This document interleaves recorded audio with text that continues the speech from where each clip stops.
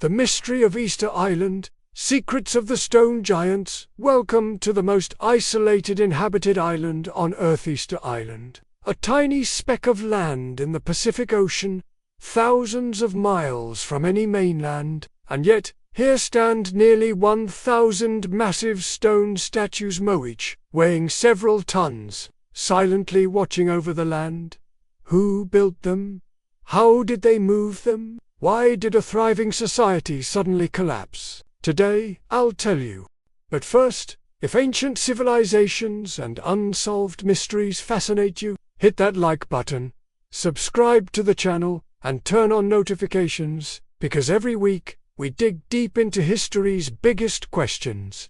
Let's begin. The island at the end of the world, Easter Island, known to its native inhabitants as Rapa Nui, sits in splendid isolation in the southeastern Pacific Ocean, over 2,300 miles from the nearest populated land. This triangular volcanic island, measuring just 64 square miles, represents one of the most remote places humans have ever called home. There were no trees taller than 10 feet, no large animals except for chickens and rats, and a population that appeared to be struggling to survive. Yet scattered across this seemingly desolate landscape stood nearly 1,000 massive stone statues, some reaching heights of over 30 feet and weighing up to 80 tons. The contrast was jarring and immediately raised questions that would puzzle researchers for centuries. But water stretching to the horizon in every direction for thousands of miles. The nearest inhabited land is Pitcairn Island, itself a remote outpost located over 1,200 miles away. Sometime between 700 and 1200 CE, Polynesian accomplished what many consider impossible. They successfully navigated across thousands of miles of open ocean to reach this tiny speck of land using nothing but traditional sailing vessels. The surrounding waters were rich with fish, dolphins, and other marine life. For the first few centuries, the island supported a growing population that may have reached as high as 15,000 people at its peak. This was a civilization with time and resources to spare, and they would use both to create something unprecedented in human history. The Moai weren't simply art or decoration, they were sacred ancestors, literally and figuratively watching over their descendants. In Polynesian culture, ancestors held immense power and influence over the living world. They could bring good fortune, protect against disasters, ensure successful harvests, and maintain the delicate balance between the human and spiritual realms. Despite being carved by different craftsmen over many generations, they maintain a distinctive style that is unmistakably Rapa Nui. The elongated faces, prominent noses, thin lips, and heavy brows create a solemn, dignified expression that seems to embody the wisdom and authority of the ancestors they represent. Some statues traveled over 10 miles from where they were carved, a journey that would be challenging even with modern equipment. For a civilization without wheels, large animals, or metal tools, moving these multi-ton monuments seems almost impossible. Using sophisticated double-hulled canoes capable of carrying entire families along with livestock, plants, and supplies, these master navigators had already populated islands across the vast Pacific, from Hawaii in the north to New Zealand in the south. Their knowledge of stars, currents, and wildlife patterns, but were moved upright in a process that was both efficient and deeply symbolic. The ancestors literally walked across the landscape to take their places as eternal guardians. This method required far fewer resources than other proposed techniques, and could be accomplished by relatively small teams of people working together. Nearly 300 of them were eventually placed on massive stone platforms, called au, which represent some of the most sophisticated megalithic architecture in the Pacific. These platforms were unsimple foundations, but complex ceremonial structures that served as the focal points for religious and social activities. For generations, they had maintained that the Moai walked to their destinations. The foundation was carefully leveled and reinforced. Then massive stone blocks were quarried, shaped, and transported to the site. This inward-facing orientation is significant. Statues weren't looking out to sea for returning voyages, as some early theories suggested, but were focused on protecting and blessing the communities they served. The only exception is the 7 Moai at Ahu-Akivi, which face the ocean and may represent the 7 explorers who first discovered the island. Some of these blocks weigh several tons and had to be lifted into precise positions using ramps, levers, and coordinated human effort. Many Moai found along the ancient roads showed damage to their bases, consistent with the wear that would occur from repeated rocking motions. The platforms had to be oriented correctly, according to astronomical and spiritual considerations. In many Polynesian cultures, red is associated with sacred power, high rank, and divine authority. The pukau may have represented feathered headdresses worn by high-ranking chiefs and priests. Translating this symbol of earthly authority into permanent stone, researchers have proposed various methods, from building temporary ramps to using complex pulley systems. Some evidence suggests that wooden posts may have been used as levers to gradually raise the pukau into position. Whatever method was used, it required careful coordination and significant community resources, indicating that the crowned Moai represented the most important and revered ancestors. The primary culprit appears to have been deforestation, the complete elimination of the island's native forests that had sustained the population for over 1,000 years. Archaeological evidence shows that by 1400 CE, the forests were already under severe stress. The last palm tree on Easter Island was cut down sometime around 1650 CE, marking the end of an ecosystem that had existed for thousands of years. The great palm trees that had once covered the island were gradually cut down for various purposes. To make canoes for fishing. The island's bird populations, which had provided both food and materials, disappeared as their nesting sites were destroyed. Most critically, without large trees to build ocean-going canoes, the islanders lost their ability to fish in deep waters or travel to other islands for trade and resources, and transportation, to create rollers and ropes for moving Moai, to clear land for agriculture, and to provide fuel for cooking and warmth. Archaeological evidence from this period shows increased violence, with many skeletons bearing signs of trauma from weapons. Fortified caves and defensive positions suggest a society under constant threat. Alternatively, they might represent the top knots of hair worn by Polynesian men, styled with red ochre or other pigments. These cylindrical top knots, carved from red scoria volcanic rock, add another layer of mystery to the already enigmatic statues. Many show evidence of having been carved to fit specific statues, with curved undersides that match the contours of individual Moai heads. This suggests a level of planning and customization that speaks to the importance of these crowned ancestors. Not all Moai have pukuanli. About 100 of the nearly 1,000 statues were crowned with these red stone caps, suggesting they held special significance. They were burial sites where the remains of important community members were interred, connecting the living with both their immediate ancestors and the legendary figures represented by the statues. They were gathering places for ceremonies, festivals, and important community decisions.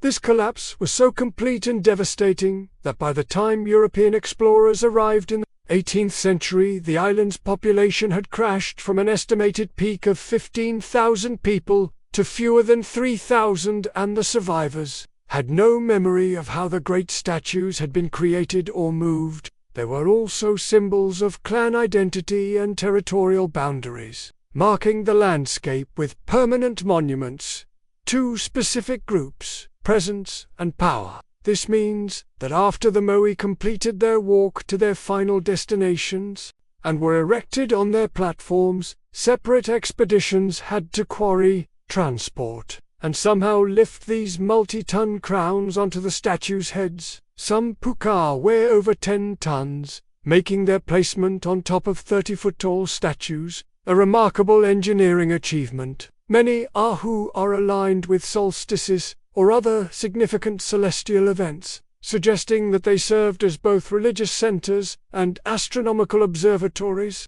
The distribution of abandoned statues along transport routes makes sense if some became too damaged or unstable to continue their journey. Most importantly, this method aligns with the spiritual significance of the statues. They weren't mere objects being moved, but ancestors making a sacred pilgrimage to their final resting places. The platform itself stretches over 200 feet in length and represents thousands of hours of careful construction. The stones used in ahu construction were precisely fitted together without mortar, using techniques that echo the megalithic architecture found in other parts of Polynesia and beyond. Western researchers initially dismissed this as folklore, but in recent years, experimental archaeology has proven that the ancestors' stories contained literal truth. The earliest Moai, dating to around 1250 CE, were relatively small and simple. They created a replica Moai and demonstrated that it could indeed walk upright using a coordinated rocking motion controlled by 3 teams of people with ropes. The statue moved forward in a distinctive swaying gait that perfectly matched the Rapa Nui description of walking Moai, and a few even proposed more exotic methods involving ramps and pulleys. The problem with many of these theories was that they required enormous amounts of wood and rope, resources that would have been precious on an increasingly deforested island. But as the centuries passed, they grew larger, more complex, and more numerous, reflecting a society that was not only surviving, but thriving in its isolated paradise. What these early settlers found was a pristine island paradise, unlike anywhere else in Polynesia. Easter Island was covered in dense forests, dominated by massive palm trees, some reaching heights of over 80 feet with trunks 6 feet in diameter. The statues were ungeneric figures, but portraits of real people who had achieved legendary status within their clans. Teams of skilled craftsmen worked at Rano Raraku, the volcanic quarry that provided the soft volcanic tuff used for most of the statues. Using simple stone tools, picks, chisels, and hammers made from harder basalts, they slowly carved each Moai from the living rock.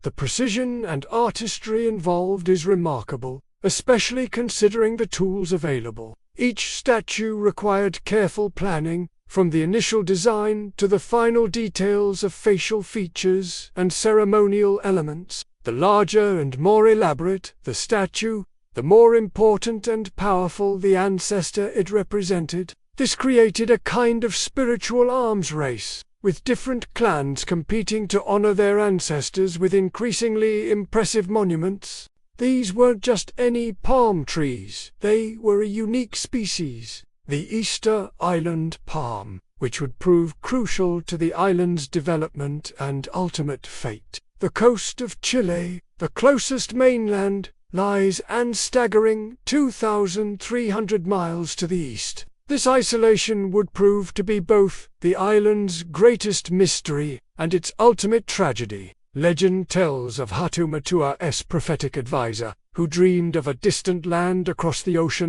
Following this vision, Hatu Matua led his people on an epic voyage, bringing with them the essential elements of Polynesian civilization: sweet potatoes, bananas, chickens, and most importantly, their cultural and spiritual traditions. When Dutch explorer Jacob Roggeveen first set foot on its shores on Easter Sunday 1722, he encountered something that defied explanation: hundreds of colossal stone heads, emerging from the earth like ancient sentinels frozen in time. 3 extinct volcanoes and Rano Raraku form the island's triangular shape, with Rapa serving as the quarry where nearly all of the famous Moai statues were carved. The island's volcanic soil, while fertile, supported a limited ecosystem that would become crucial to understanding the fate of its inhabitants. The island's isolation cannot be overstated. To put this in perspective, imagine being dropped in the middle of an ocean with nothing.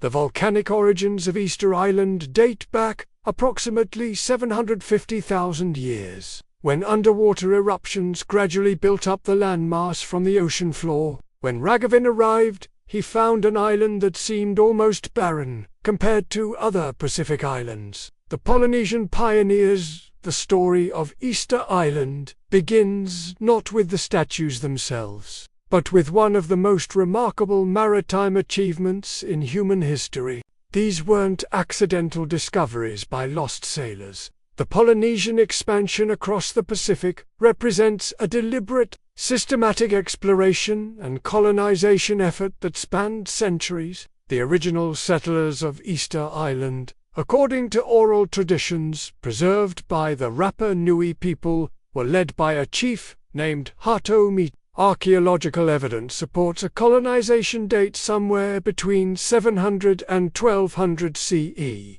with most recent studies suggesting the later end of this range. The forests teemed with seabirds, providing both food and materials. The birth of the Moai. The Moai statues didn't appear overnight. They represent the culmination of centuries of cultural development, religious evolution, and increasingly sophisticated stone carving techniques. To understand why the Rapa Nui people devoted so much effort to creating these monuments, we must delve into their spiritual and social world. Each Moai represented a specific ancestor, carved with distinctive features that would have been recognizable to the community. The carving process itself was a community effort that could take months or even years to complete. What makes the Moai even more extraordinary is their consistency across centuries of production, the engineering marvel. Moving mountains of stone, perhaps no aspect of Easter Island's mystery has captured imaginations, more than the question of how the Moai were transported from their quarry at Rapa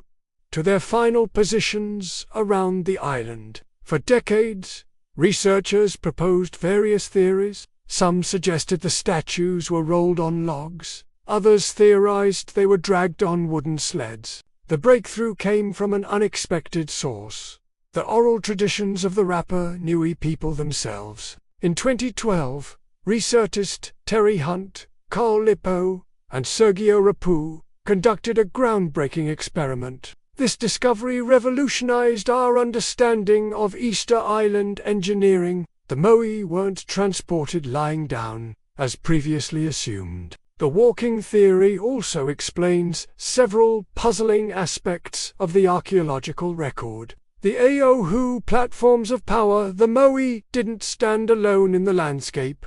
The largest and most impressive of these platforms is Ahu Tongareki, which supports 15 Moai in a perfectly aligned row. Building an Ahu was a community effort that required not just physical labor but careful planning and coordination.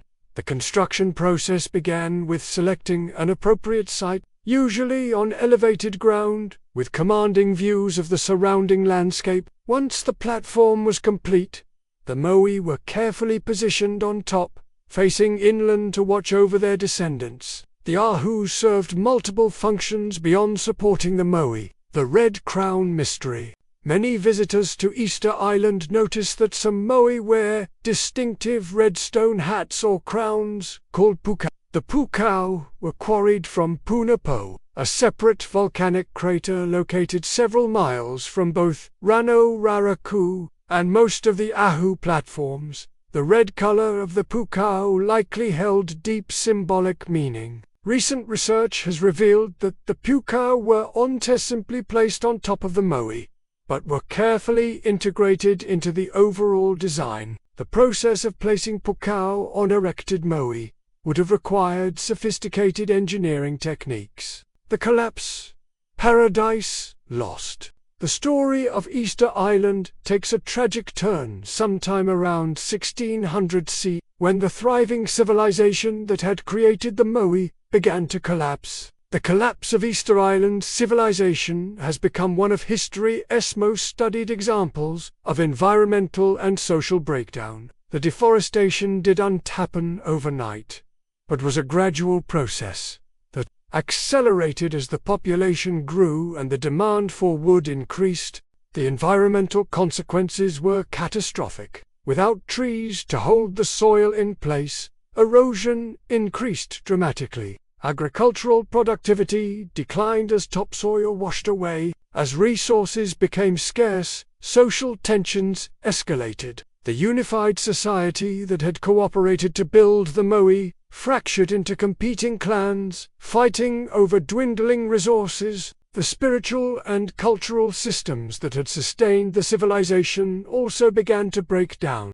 Moai construction ceased abruptly around 1650 CE, with many statues left unfinished in the quarry. Even more dramatically, many of the Moai that had been erected on Ahu platforms were deliberately toppled, apparently during clan warfare. By the time Europeans arrived, most of the statues lay their watching eyes turned away from the communities they had once protected. This dramatic shift in spiritual focus reflected the desperate circumstances facing the surviving population and their need to find new sources of hope and leadership in a world where the old ways had failed.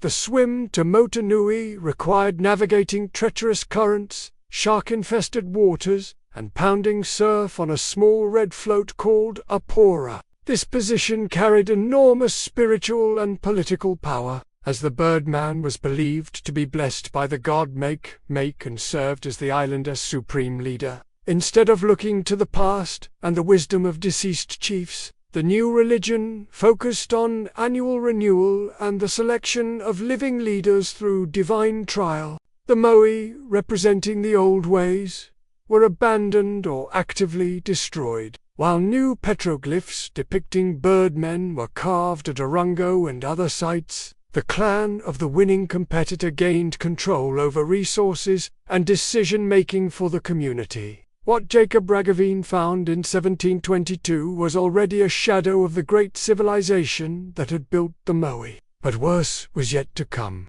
Like indigenous populations throughout the Americas and Pacific, the Rapa Nui people had no immunity to European diseases such as smallpox, tuberculosis, and syphilis.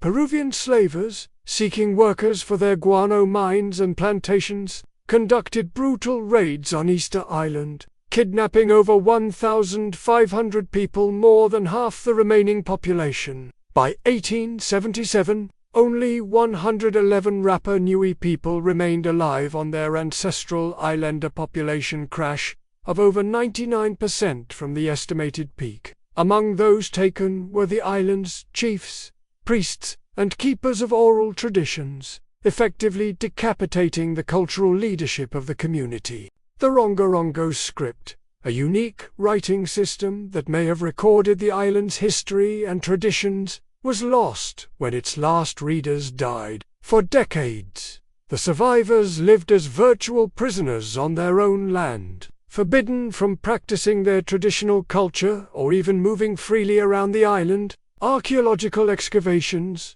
radiocarbon dating, pollen analysis, and other modern methods have allowed researchers to reconstruct the island's history with unprecedented accuracy.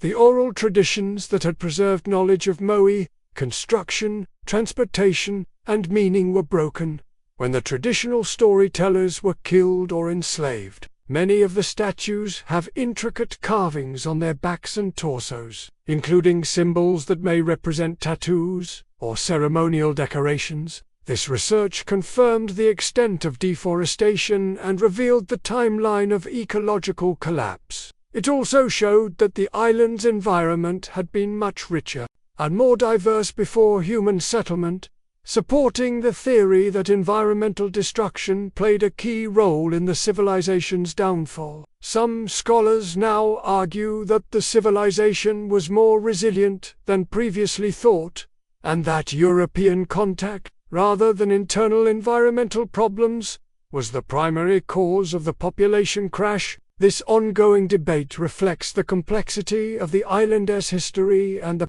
difficulty of understanding past societies from limited archaeological evidence.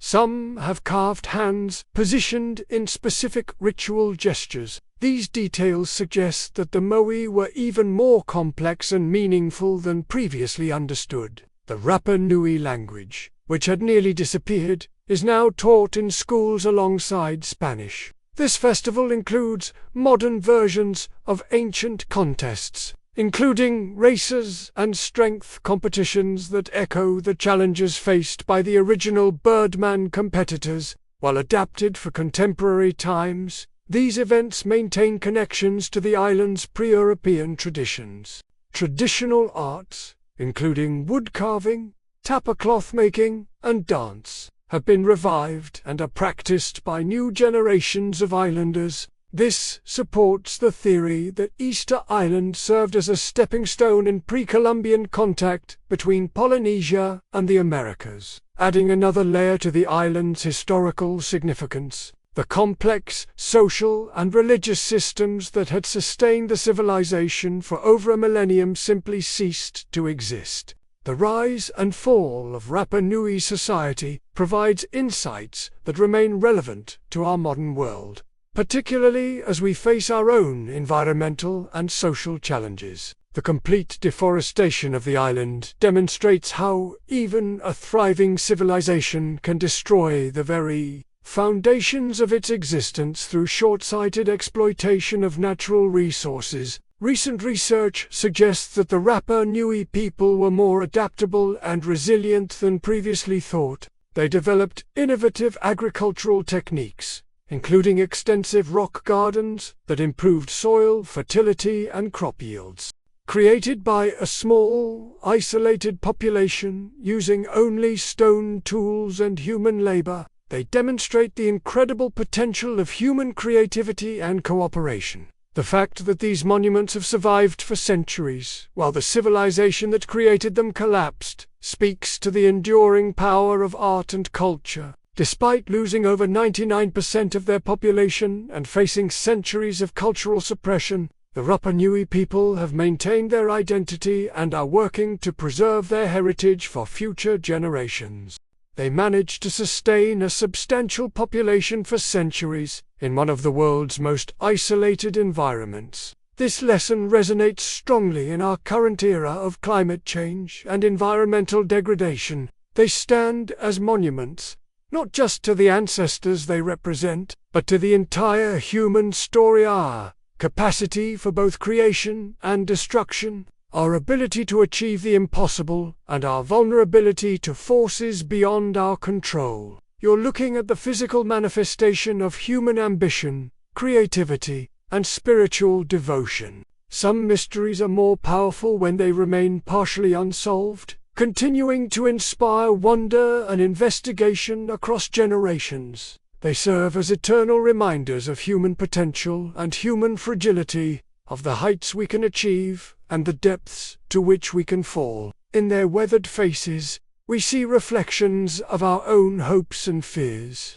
our own struggles to create meaning and leave lasting legacies in an uncertain world. The deeper mystery lies in understanding how a small group of Polynesian voyagers, armed with nothing but stone tools and human determination, created one of the world's most enduring archaeological wonders in one of Earth's most remote locations. These stone giants represent the dreams and beliefs of a people who, despite their isolation, created something that continues to inspire and mystify the world centuries after their civilization's collapse. Issues of land rights, cultural preservation, and sustainable development remain contentious. Advanced imaging techniques are revealing hidden chambers and passages within the Moai. Genetic studies are uncovering new details about the island's settlement and population history. Climate research is providing better understanding of the environmental changes that shaped the island's fate.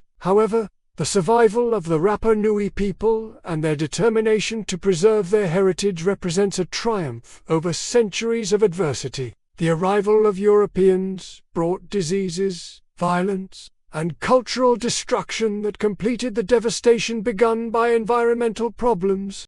This highlights how vulnerable isolated societies can be to external shocks, and how quickly complex civilizations can unravel when multiple stressors combine. The collaboration between archaeologists and Rapa Nui cultural experts that led to this breakthrough demonstrates the value of combining scientific methods with traditional knowledge. The Moai have become one of the world's most recognizable archaeological sites, attracting tens of thousands of visitors each year. Many statues have been restored and re-erected on their AU platforms, allowing visitors to see them as they were originally intended. The entire island has been designated a UNESCO World Heritage Site, recognizing both its archaeological significance and the need for careful preservation. This tourism provides economic opportunities for the Rapa Nui people but also threatens the fragile archaeological sites and puts pressure on the island's limited resources. For generations, visitors had seen only the heads of the statues, leading to the popular misconception that they were simply giant heads. Today, approximately 8,000 people live on Easter Island, about half of whom are of Rapa Nui descent. The island is a special territory of Chile, but the indigenous population has fought to maintain their cultural identity and regain control over their ancestral lands. However, archaeological work revealed that most Moai have full bodies buried beneath centuries of accumulated soil and debris. Some of these buried bodies extend over 30 feet underground, making the complete statues far larger than previously imagined. These diseases spread rapidly through the isolated population, killing thousands and leaving the survivors weakened and demoralized. European contact brought diseases, slave raids, and cultural destruction that nearly completed the annihilation of Rapa Nui society. The old system of hereditary leadership and ancestor worship had failed to prevent the environmental collapse. The Birdman cult offered a new model where leadership was earned through demonstrated courage and divine favor, potentially providing more effective guidance for a community struggling to survive. Many competitors died in the attempt, either drowning in the rough seas or falling from the steep cliffs of the islet. Those who survived the swim then had to wait on the barren rock for the birds to arrive and lay their eggs, sometimes for weeks, before attempting the dangerous return journey. The Birdman cult, a new religion for a dying world.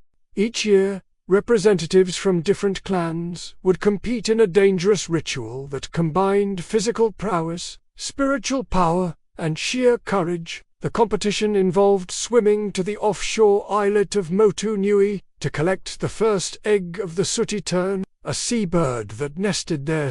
As the old order collapsed, a new religious system emerged on Easter Island, the Birdman cult, or Tangata Manu.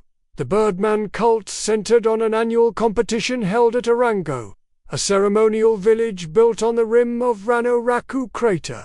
This may sound simple, but the reality was far more perilous. The winner of this competition didn't just gain personal glory, he became the Tangata Manu, the Birdman, for the entire year. The Birdman cult represented a fundamental shift from the ancestor worship that had dominated Easter Island for centuries. This religious transformation reflects the pragmatic adaptation of a society in crisis. European contact. The final catastrophe, the arrival of Europeans in the 18th century, marked the beginning of the final chapter in the tragedy of Easter Island. The first devastating blow came in the form of epidemic diseases. Even more destructive were the slave raids that began in the 1860s. When international pressure finally forced the return of some survivors, they brought with them smallpox and other diseases that killed most of the remaining population. The cultural destruction was as complete as the demographic collapse. In 1888, Chile annexed Easter Island, and the remaining Rapa Nui people were confined to a small settlement, while the rest of the island was leased to a Scottish sheep ranch. Modern revelations. Science meets legend. The 20th and 21st centuries have brought new scientific techniques and perspectives to the study of Easter Island, gradually revealing the truth behind centuries of speculation and myth. One of the most significant discoveries came from excavations around the Moai themselves. The excavation of these buried bodies has revealed new details about Moai construction and meaning. Pollen analysis of sediment cores from the island's crater lakes has provided a detailed picture of environmental change over the past several thousand years. Recent genetic studies of the Rapa Nui people have confirmed their Polynesian origins, while also revealing evidence of contact with South American populations before European arrival. Perhaps most importantly, modern research has begun to challenge the narrative of Easter Island as a simple cautionary tale of environmental collapse. The living culture. Rapa Nui today. Despite centuries of devastation, the Rapa Nui people and their culture have survived. The revival of Rapa Nui culture began in the mid-20th century as restrictions on indigenous practices were gradually lifted. The annual Tapati Festival, held each February, celebrates Rapa Nui culture with traditional competitions, music, and storytelling. Tourism has brought both opportunities and challenges to modern Easter Island. Conservation efforts are ongoing to protect both the Moai and the island's environment. The Rapa Nui people continue to face challenges in maintaining their culture while adapting to the modern world. Lessons from the Stone Giants. Easter Island's story offers profound lessons about human civilization, environmental stewardship, and cultural resilience. The environmental collapse of Easter Island has often been cited as a warning about the dangers of unsustainable resource use. However, the story is more complex than a simple morality tale about environmental destruction. The role of external factors in the civilization's collapse also provides important lessons. The Moai themselves represent one of humanity's greatest artistic and engineering achievements.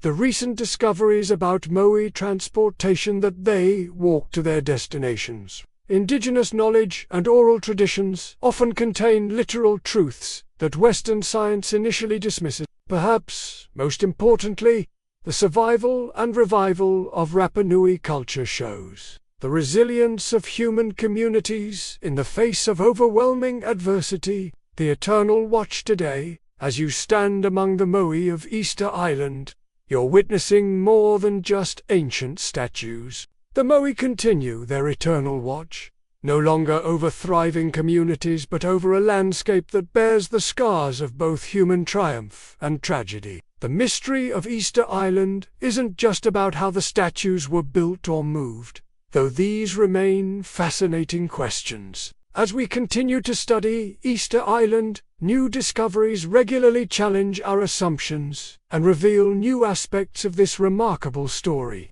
Each new discovery adds another piece to the puzzle, but the complete picture remains tantalizingly out of reach. Perhaps this is as it should be.